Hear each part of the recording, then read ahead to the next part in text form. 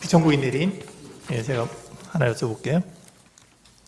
그러니까 이제 국회의장, 그러니까 그 피청구인은 이 사건 탄핵소추안에 대해서 일반 탄핵소추 의결 정족수를 적용했죠. 네. 예. 그리고 그 적용한 것이 국회의장의 의사정리 권한에 속하는 것이다. 이렇게 주장하고 계시죠. 네.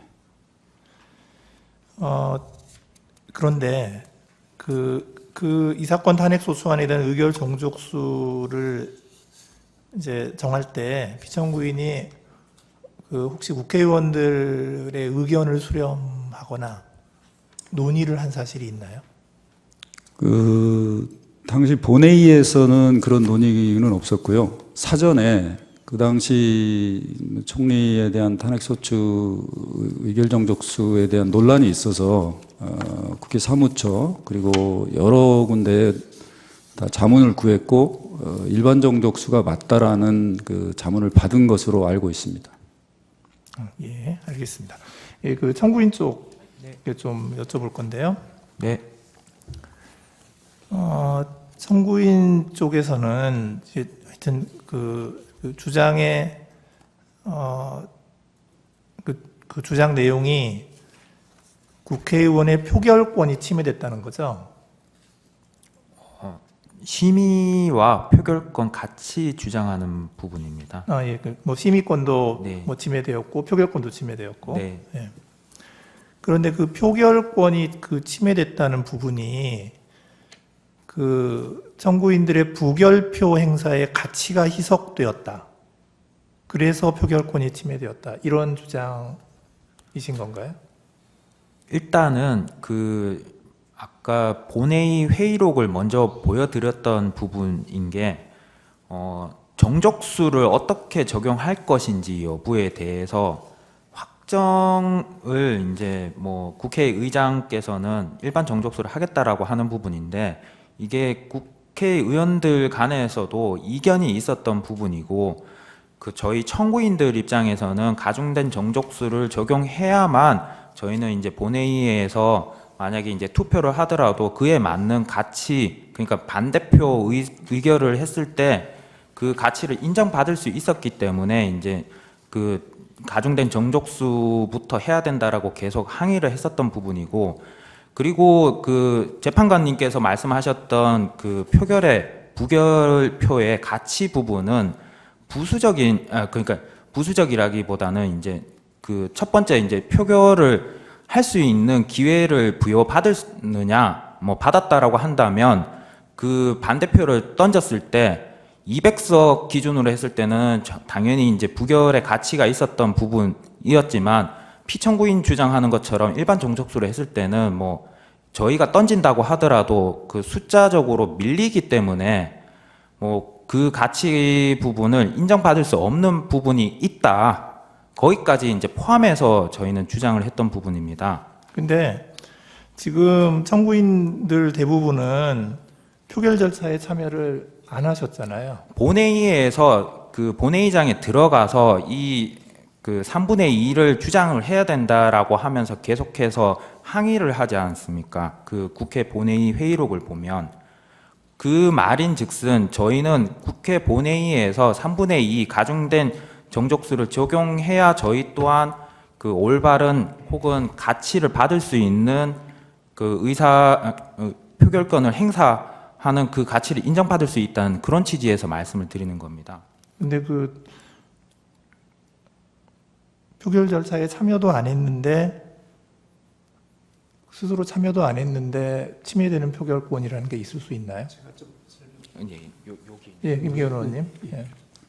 네, 청구인 김기현입니다.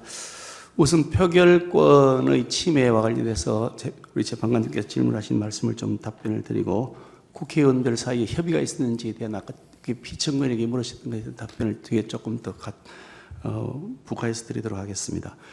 국회 본회의장에서 국회의장이 의결 정족수를 일반 정족수로 하겠다, 제적 과반으로 하겠다고 선언한 순간 우리 국민의힘 소속 여당 소속 국회의원들은 자신의 표결을 통해서 이 사안을 가결시키거나 부결시키거나 할 수 있는 그 표결의 가치 자체를 저희들은 훼손당한 것입니다. 그러니까 이 표결 자체의 표결이라는 것은 표결의 행위만이 그 표결권이 아니라 표결 결과로 나타난 결과의 가치 또한 표결권의 범위에 포함된다고 저는 생각합니다. 그런데 이 가중된 정족수를 적용하지 않겠다고 하는 것은 그 표결의 결과적 가치를 침해하는 것이기 때문에 이 표결권의 행사 자체를 실질적으로 무효화시키는 것이다. 그런 측면에서 표결권을 침해당했기 때문에 이런 표결에 참여할 수 없다고는 항의의 표시로 그이들이 퇴장한 것이기 때문에 결과적으로 본질적으로 표결권을 침해한 것이다. 저는 그렇게 생각한다는 말씀을 드리고요. 또 그리고 아까 국회의원들 사이 협의가 있었냐고 말씀드렸는데 전혀 협의가 없었습니다. 국회의장은 바로 본회의 들어가기 직전까지도 이런 방법도 언급하지 않고 있다가 본회의장에서 갑작스럽게 일반 정족수를 적용하겠다고 발표를 했고 그래서 저희들이 강력하게 항의하고 가중 정족수를 적용해야 한다는 이의제기를 하면서 논란이 벌어졌던 것입니다.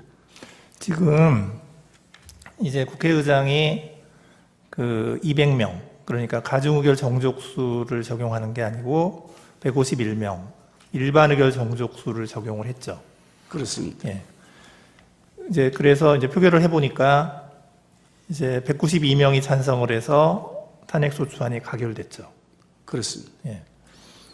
지금 청구인들께서 주장하는 것은 그 200명, 그러니까 가중의결 정족수를 만약에 따랐으면 탄핵소추안은 부결되었을 것이다. 그렇습니다. 이런 주장이시고, 그래서 국회의장이 일반 의결 정족수를 적용함으로 인해서, 그러니까 151명을 적용함으로 인해서 탄핵소추안에 대한 청구인들의 반대 의사가 반영되지 못했다. 그렇습니다. 이런 주장이시고, 그래서 그 결과 결국 부결표를 행사하더라도 그 부결표 행사의 가치가 희석되었을 것이기 때문에 그래서 이제 궁극적으로 표결권이 침해된 것이다. 뭐 이런 주장이신 거잖아요. 그렇습니다. 근데 이제 여기서 문제가 뭐냐면 그 표결권의 가치에 대해서 혹시 그 헌법이나 국회법에 별도의 규정이 있나요? 제가 알기로는 특별한 규정이 없는 것으로 알고 있습니다만 표결권이라는 것은 좀 전에 말씀드린 것처럼 표결권을 행사한다는 그 표결권과 동시에 표결의 결과가 표결의 결과가 반영될 수 있도록 하는 것을 같이 포함하고 있는 것이다. 저는 그렇게 말씀드리고 싶습니다.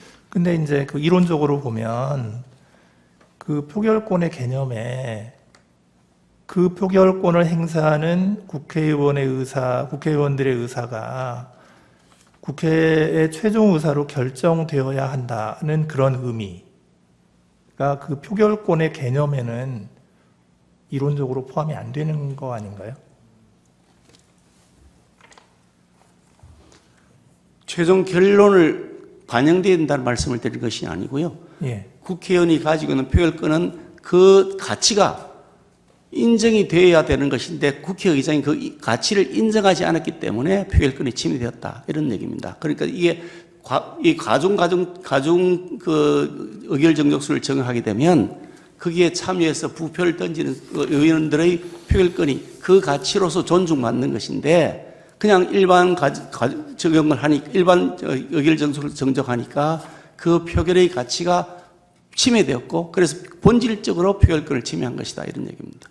저기 재판관님 그 네. 부연 설명을 좀 해드리면 이제 두 가지 측면에서 좀 볼 수 있을 것 같습니다. 사실 그 국회의원들께서 본회의장에서 이제 반대 의사를 표시하는 방법이 여러 가지가 있을 수도 있는데 표결을 해서 반대표를 던지는 방법과 뭐 퇴장을 해서 반대 의사를 표명하는 방법 뭐 이런 부분으로 볼 수 있는데 이 사건 같은 경우에는 그 반대 의사를 표시하는 방법에서 뭐 국회 본회의에서 형식상 이루어지는 일방적으로 이루어지는 표결 과정에 참여하지 않는 방법으로서 뭐 부결의 의사를 뭐 사실상 행사했다 이런 부분으로 볼 수도 있습니다. 그리고 두 번째 측면에서 좀 말씀을 드리면 저희가 계속해서 말씀을 드리는 게 이 3분의 2 가중된 탄핵 정족수를 적용을 하게 되면 저희가 반대 의사를 표시할 수 있었던 그 표결의 기회라고 하면 표결권에 포함이 되는 부분이라고 저희는 해석을 할 수 있다고 생각합니다. 그렇기 때문에 가중된 탄핵 정족수를 적용하지 않고 일방적으로 피청구인 국회의장께서 일반 정족수를 적용하겠다라고 선언하는 그 순간 저희는 이게 룰이 잘못되었습니다. 그렇기 때문에 요건 다시 시정을 해 주십시오라고 항의를 하는데 이제 피청구인이 그냥 일방적으로 쭉 진행을 해버린 겁니다. 그렇기 때문에 저희는 가중된 탄핵 정족수에서 표결을 할 수 있었던 그 기회를 잃어버렸던, 결과적으로 표결의 가치를 상실해버렸던 그런 부분도 저희는 그 표결권 침해라고 생각을 합니다. 예, 어떤 취지인지는 잘 알겠습니다. 예, 이상입니다. 감사합니다.